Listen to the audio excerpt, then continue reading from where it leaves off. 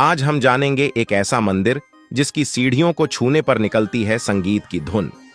तमिलनाडु के कुंभकोणम में स्थित यह ऐरावतेश्वर मंदिर है जो भगवान शिव को समर्पित है। यह मंदिर कला और वास्तुकला का प्रतीक है। इसकी खास बात यह है कि मंदिर के एक हिस्से में सीढ़ी का समूह बना है जिस पर पैर रखते ही अलग अलग संगीत की धुनें बजने लगती हैं।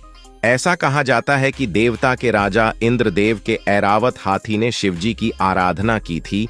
ऐसी ही और भी जानकारी के लिए देखते रहिए यात्रा धाम के वीडियोस।